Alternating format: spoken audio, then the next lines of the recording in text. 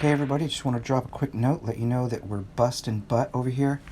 We've got a lot of new stuff coming out, mainly these two new reactors we have. They've got everything built into them and then some. I'm sure a lot of you are going to have some questions, so drop them below. I'd be happy to answer. But check these out. They are bad to the bone. These are going to last you forever.